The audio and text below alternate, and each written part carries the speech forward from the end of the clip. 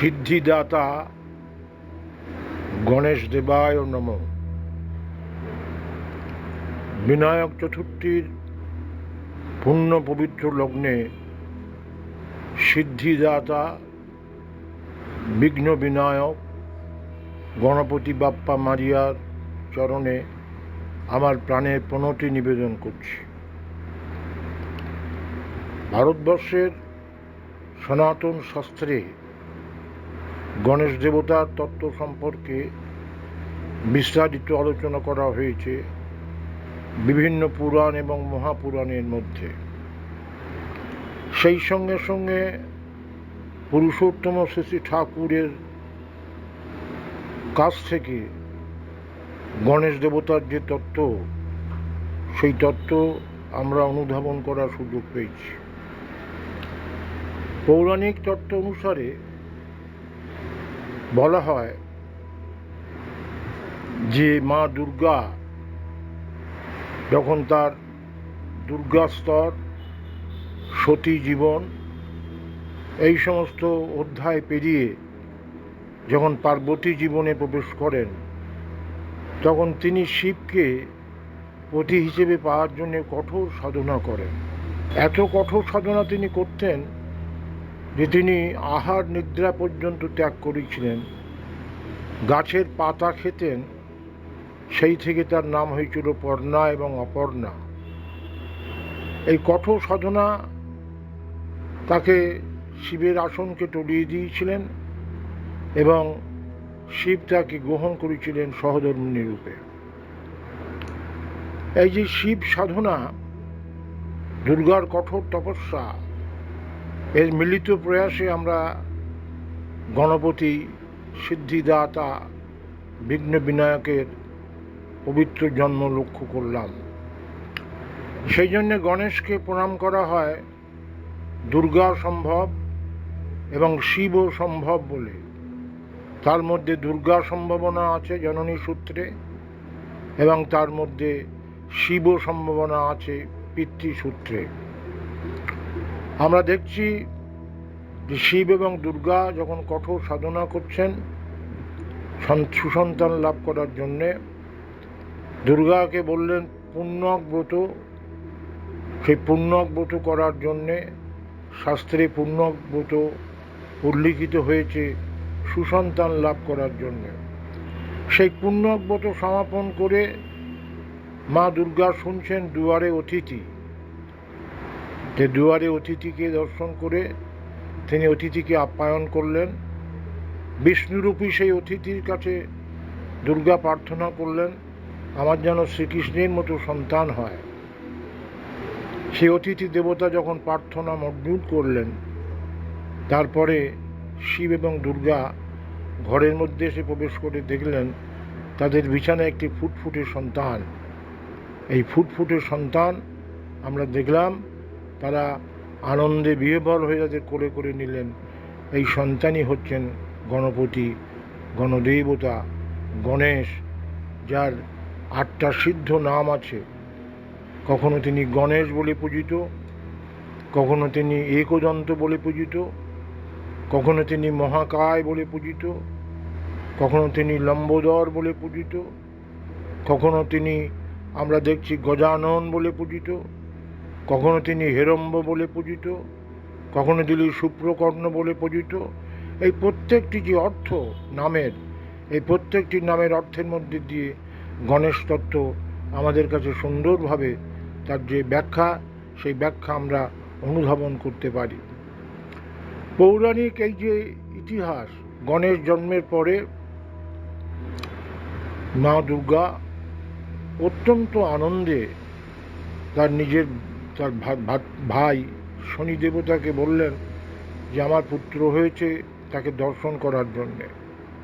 শনি দেবতা বললেন যে আমার ওপরে আমার স্ত্রীর অভিশাপ আছে, আমি যার দিকে তাকাবো তার মাথা খণ্ডিত হয়ে যাবে, দেহ থেকে মাথা পড়ে যাবে, আমি দর্শন করব না। কিন্তু মা দুর্গার বিশেষ অনুরোধে, কাতর অনুরোধে শনি দেবতা যেই দর্শন করলেন, সঙ্গে সঙ্গে গণেশের মুন্ডুটা পড়ে গেল। মা দুর্গা শনিকে অভিশাপ দিলেন, শনি খঞ্জ হয়ে থাকলেন। মা দুর্গার প্রচণ্ড কান্না, তখন বিষ্ণু তাকে বোঝালেন, শিব তাকে বোঝালেন। এমনকি বিষ্ণু বললেন, প্রত্যেকটি দেবতা পুজোর আগে তোমার ছেলের পুজো হবে, গণেশের পুজো হবে।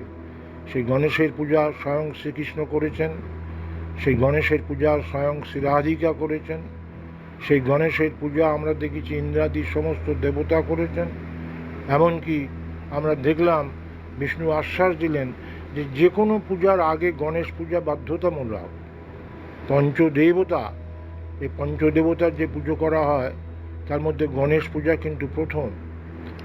গণেশ পূজা বিনায়ক চতুর্থীতে যেমন হয়, তেমনি মা দুর্গার কাঠামোর মধ্যে আমরা গণেশকে পূজা করি।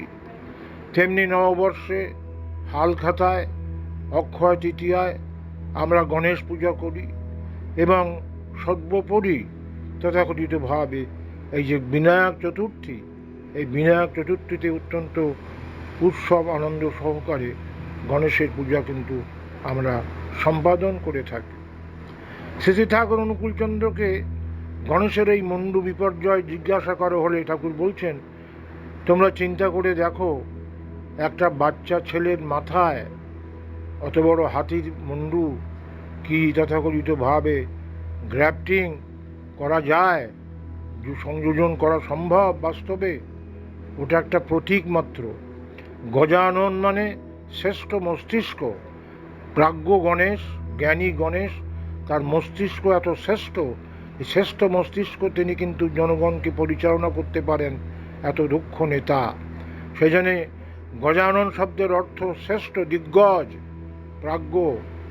এই ঠাকুর অনুকূলচন্দ্র আমাদের সামনে বলেছেন কোনো দেবতার ক্ষেত্রে এই মুন্ডু বিপর্যয় হয়নি। এই মুন্ডু বিপর্যয় আমাদের কাছে রূপকের মধ্যে দিয়ে অনুধাবন করতে হবে। শ্রী ঠাকুর আমাদের সামনে এও বলেছেন যে গণেশের যে মহাকায়, একদন্ত, এ প্রত্যেকটি অর্থ আছে। একদন্ত মানে অনেকে বলেন পৌরাণিক মতে যে তিনি যুদ্ধে শিবের সঙ্গে দেখা করতে এসেছিলেন আমাদের সামনে তথাকথিতভাবে পরশুরাম, কিন্তু গণেশ যেহেতু দাঁড়ি ছিলেন, গণেশ পরশুরামকে ঢুকতে দিতে চাননি, প্রচণ্ড যুদ্ধ হয়েছিল। সেই যুদ্ধে গণেশের একটা দাঁত ভেঙে যায়, সেই জন্য অনেকে তাকে বলেন একদন্ত।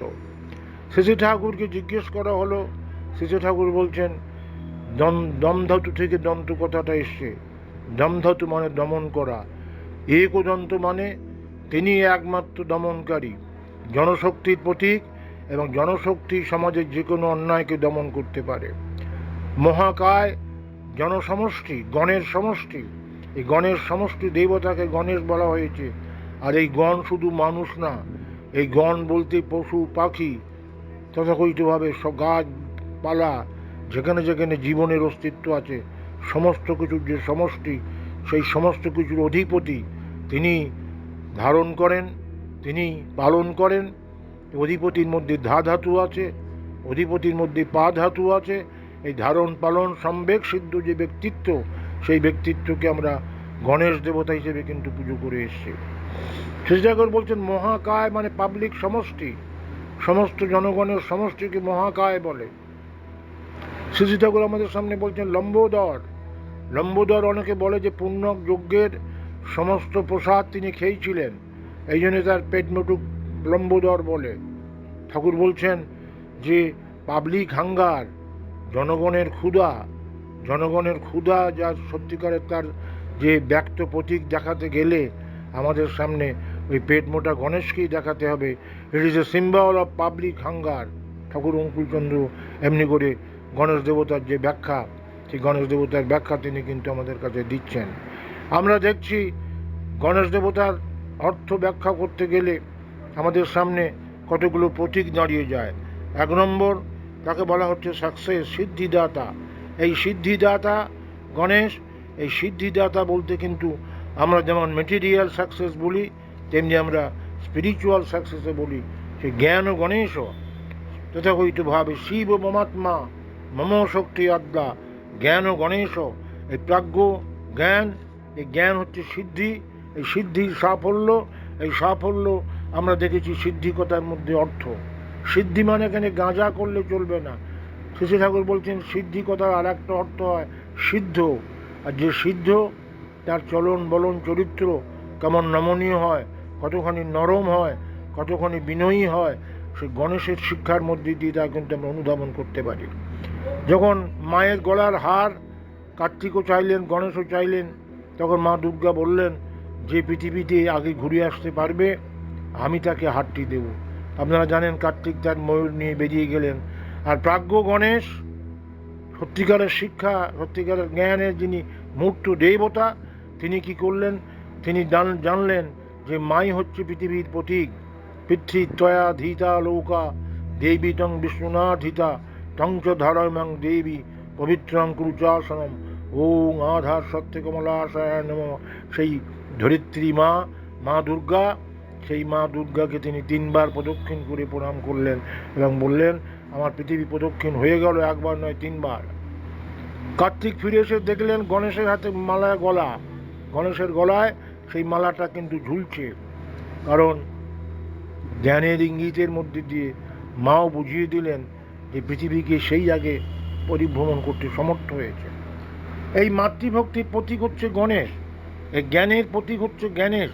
গণেশের কাছে একটু আগে আমরা বীরত্বের প্রতীক বললাম, তিনি তথাকথিতভাবে কখনো আমাদের সামনে লড়াই করেছেন, তিনি অসুর বুদ্ধি লড়াই করেছেন, তিনি পরশুরামের সঙ্গে বীরত্বের লড়াই করেছেন, এমনকি দুর্গা শক্তির সন্তান বলে তার কাছে আমরা দেখেছি অসৎ নিরোধ, খলকে নিরোধ, খলকে নিয়ন্ত্রণ, সে খলকে নিয়ন্ত্রণ তিনি কিন্তু করেছেন তথাকথিতভাবে ইঁদুরকে বাহন করার মধ্যে দিয়ে।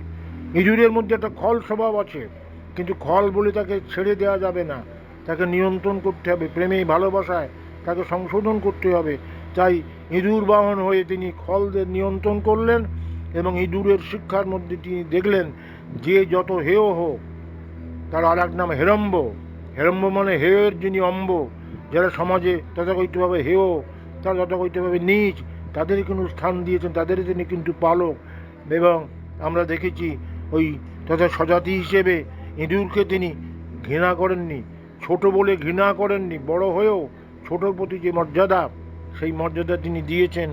এবং ইঁদুরের যে দাঁত, সেই দাঁতের মধ্যে দিয়ে তিনি কী শিক্ষা দিয়েছেন, ইঁদুর টুকটুক করে জাল কাটে, তেমনি আমাদের যে অষ্টপাশ আছে মানুষের, সে অষ্টপাশ কাটান গণেশেরই বাহন ইঁদুর।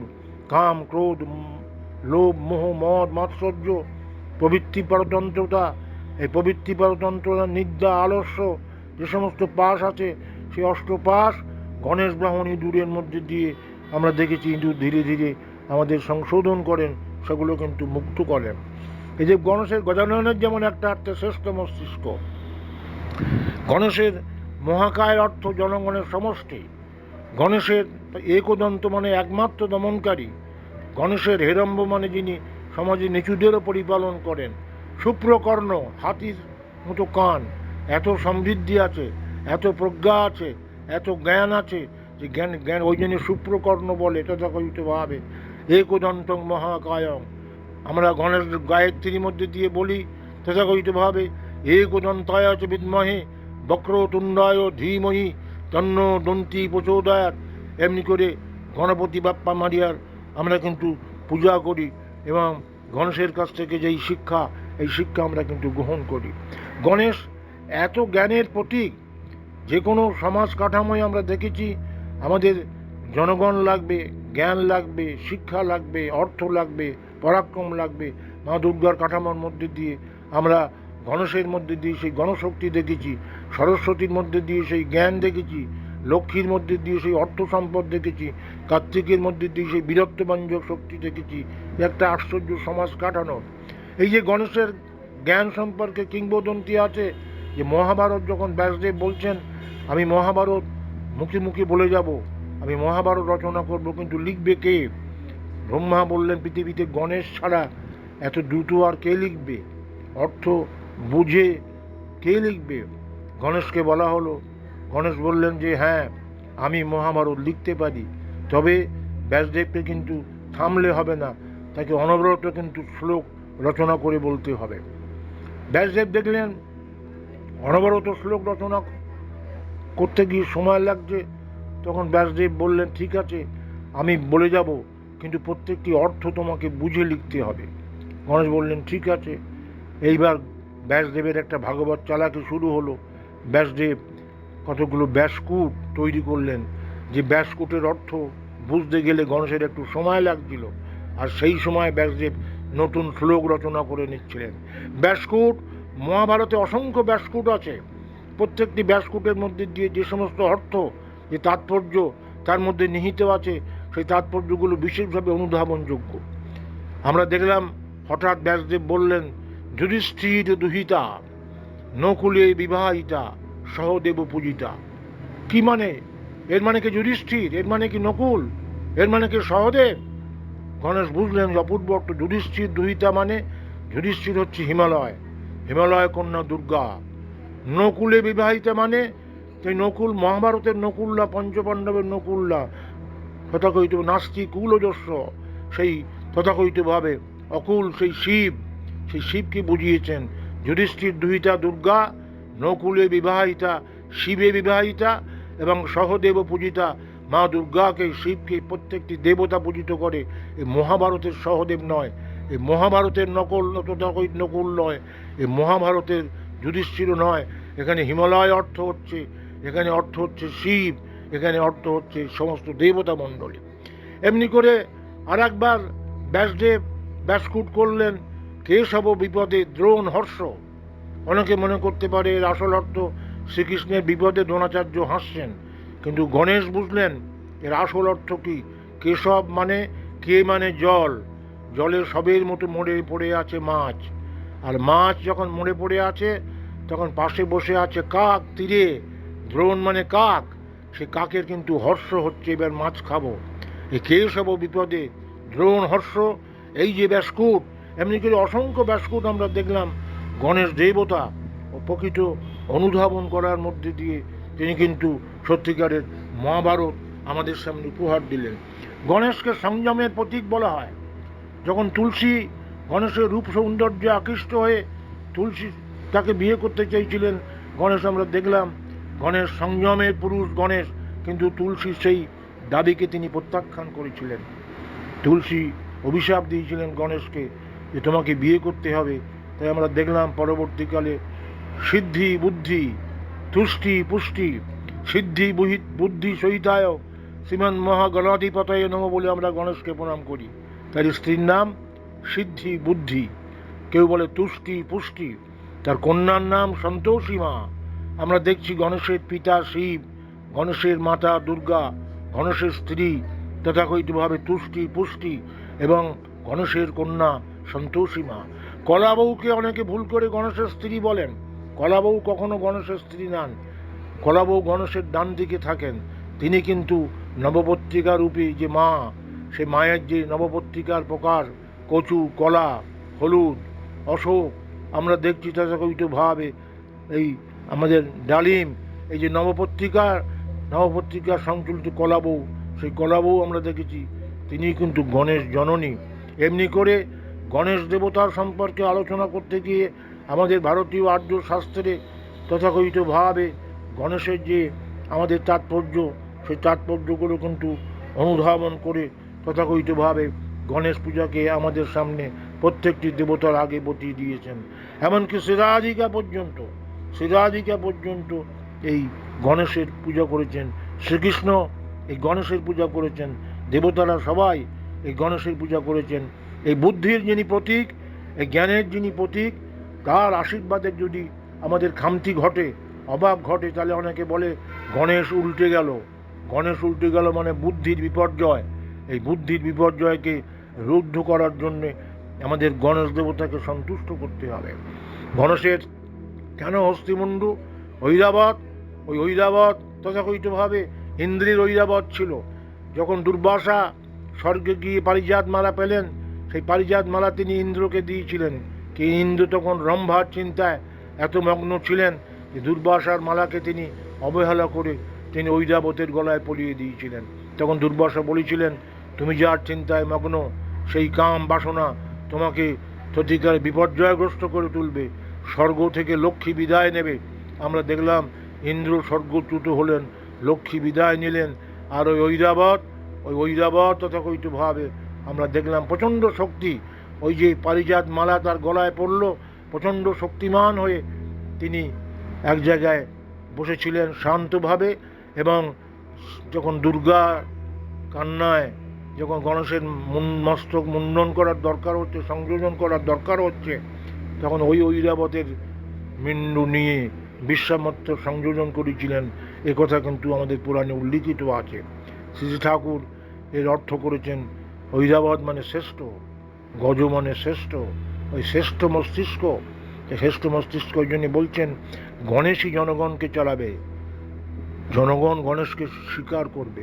ভক্স পপুলি ভক্স দাই, তথাকথিত গণতন্ত্রের লোকরা বলেন যে জনগণই আসল, কিন্তু ভারতবর্ষের শাস্ত্র বলছে ভক্স এক্সপ্লিটারি ভক্স দাই, জনগণের ইচ্ছা ঈশ্বরের ইচ্ছা না, উল্টো ঈশ্বরের ইচ্ছাই জনগণের ইচ্ছা। ডাক্তার যদি বলে বাঁ দিকে লাংস আছে আর 100 জনগণ যদি বলে ডান দিকে আছে, আমরা কার মতকে গ্রহণ করব? আমরা জনগণের ওই তথাকথিত ভুল মতকে গ্রহণ করব না, আমরা এই প্রাজ্ঞ ডাক্তারের মতকে গ্রহণ করব। সেই জন্যে গণেশ জনগণকে পরিচালনা করেছেন। সেই জন্যে আজকে গণতান্ত্রিক ভারতবর্ষে, গণতান্ত্রিক পৃথিবীতে গণেশ পূজার একটা আলাদা তাৎপর্য আছে। জনগণের সঙ্গে মিলে মিশে আমরা দেখেছি কিভাবে তার 4টি হাত মানে তিনি চতুর্দিক তথাকথিতভাবে দেখে শুনে 4টি হাতে তিনি সমস্ত কার্য সম্পাদন করেন। এবং গণেশের মধ্যে আমাদের একটা সুসন্তান জন্মগ্রহণ, একটা সৃজন প্রগতি, সন্তান জন্ম, সুসন্তান সম্ভাবনা, তথাকথিতভাবে সুসন্তান সম্ভাবনা আমরা দেখেছি। শিবের মতো পিতা, দুর্গার মতো মাতা, এদের তপস্যা, এই তপস্যার মধ্যে দিয়ে আমরা দেখলাম বিনায়ক গণেশ। সেই বিনায়ক মানে যিনি সমস্ত তত্ত্বের রূপ দেন। ঈশ্বরীয় জগতে আমরা দেখেছি একজন বিধায়ক, বিধায়ক মানে যিনি জগৎ জীবনের বিধি দেন, আর বিনায়ক মানে যিনি শুধু সেই বিধিগুলোকে কাঁটায় কাঁটায় পরিপালন করার মধ্যে দিয়ে ধর্মকে মূর্ত করেন। তাই কর্মের দেবতা, কর্মহারা ধর্মপ্রাণ, সে কর্মহারা ধর্মপ্রাণ কিন্তু গণেশ না। গণেশ আমাদের সামনে ওই যে বিনায়ক পুরুষ হিসেবে কেমন করে প্রত্যেকটি তত্ত্ব বাস্তবে রূপ দিতে হয়, তার রূপ দেওয়ার যে শিক্ষা, সেই রূপ দেওয়ার শিক্ষা আমরা কিন্তু গণেশের কাছ থেকে পেয়েছি।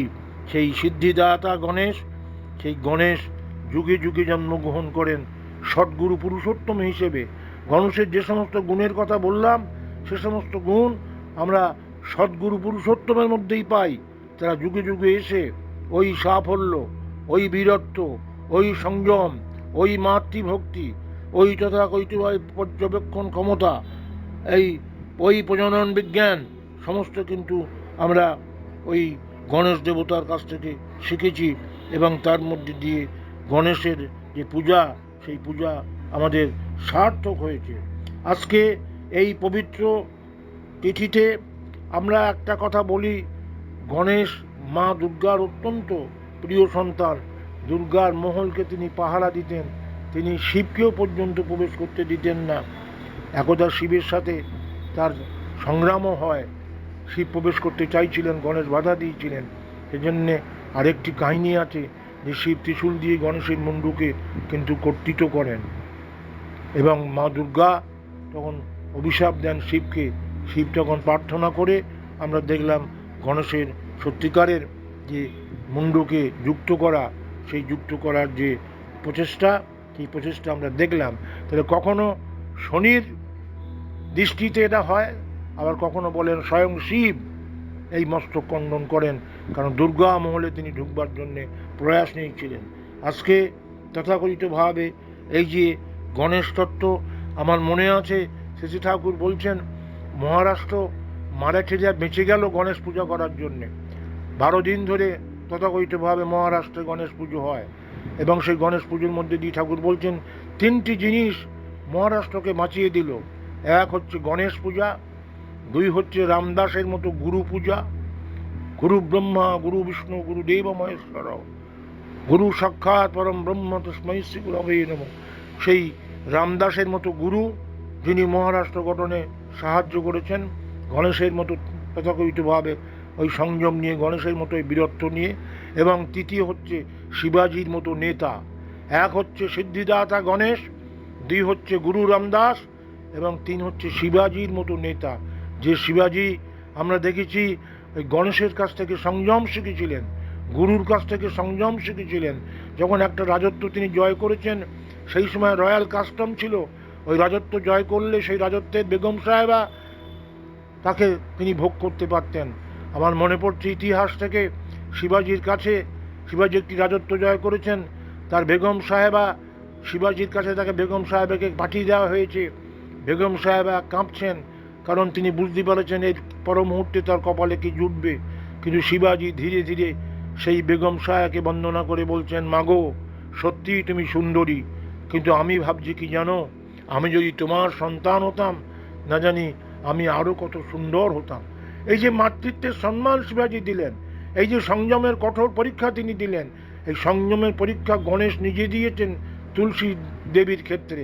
ওই জন্য তুলসী শঙ্খচূড় যে কাহিনী, সেই তুলসী শঙ্খচূড় কাহিনীর মধ্যে দিয়ে আমরা দেখেছি গণেশ কেমন করে সেই তুলসীকে পর্যন্ত নিয়ন্ত্রণ করেছেন। তাই বর্তমান বিধ্বংসী তথাকথিত পারস্যি কাতর যুগে, বর্তমান হিংসা হানাহানির যুগে ঐক্য, সংহতি, ছোট বড় মিলন, স্বজাতি প্রীতি, জাতীয় সংহতি, সব কিছুর জন্যে গণেশ পূজা, বিবেক বৈরাগ্য, সব কিছুর জন্যে বিনায়ক পূজা আমাদের কাছে অত্যন্ত গুরুত্বপূর্ণ। এবং নেতৃত্বের যে অবক্ষয়, সেই নেতৃত্বের অবক্ষয় যুগে আমরা গণেশের মতো তথাকথিতভাবে যদি সার্থক নিবেদিত প্রাণ, যে নিবেদিত প্রাণ ভক্ত আমরা যদি পাই, তাহলে গণেশ পূজা সার্থক হবে। পূজা মানে সম্বর্ধনা, যাকে পূজা করি তার গুণগুলো যদি আমরা চরিত্রায়িত করতে পারি, তবেই কিন্তু আমাদের গণেশ পূজা সার্থক হবে এবং আমরা তথাকথিতভাবে সার্থকভাবেই বলতে পারবো, জয় গণেশ, জয় গণেশ, জয় গণেশ পাহিমাম, জয় গণেশ, জয় গণেশ, জয় গণেশ ত্রাহিমাম, গণেশ শরণম, গণেশ শরণম, গণেশ শরণম, শরণম গণেশ, জয় গণেশ, জয় গণেশ, জয় গণেশ দেবা, মাতা যার পার্বতী, পিতা মহাদেবা, সিদ্ধিদাতা গণেশ জয়তু। নমস্কার।